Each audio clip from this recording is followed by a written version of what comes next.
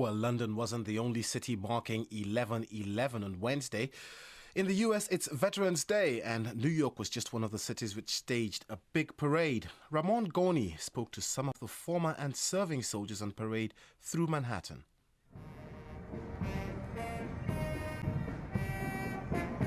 My name is Joe Geisels. I'm from New Jersey. I served during the Korean War. What do you think about troops in Afghanistan, US troops, and is it worth it? No, it's not. They should pull those guys out, keep our casualties down. They're taking the wrong war. They're fighting the wrong people over there. The Taliban come from the Pashtun region, and they should let the Afghani forces fight them. Korean War was a lot different. We had armies against armies. This is an army against a bunch of terrorists running around in the hills with guns and rocket launchers. My name is Lenny Kelleher. I served in the Army in 1968 and 69. What do you think about the presence of the US military in Afghanistan? We should stay there till we win, but we're not doing what we need to do to win.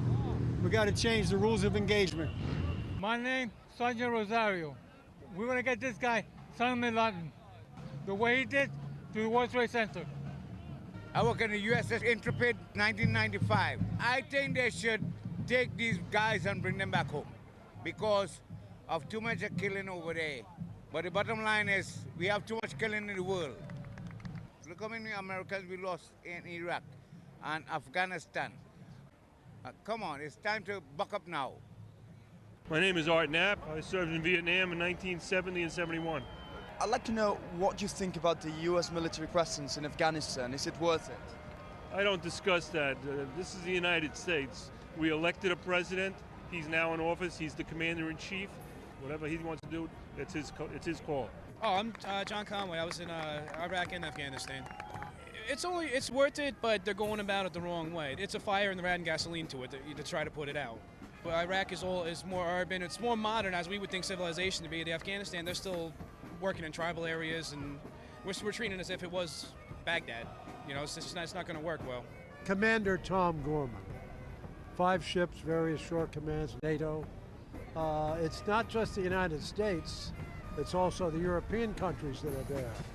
And I think it's a righteous cause, and you've got to put the lid on jihadism and the fanatical Muslims. Somebody has to stop that. So I have to say that the cause is correct. Some of the views in the United States on the 11th of November reflected also online, bbcnews.com. Richard in New York State. I used to look on November 11th as Armistice Day, commemorating the end of World War I. It's become now a day to celebrate war and false patriotism. World War I was a turning point between humanity moving forward to a better world and after it, an era of eternal war and disappearing freedom. Well, have your say at bbc.com.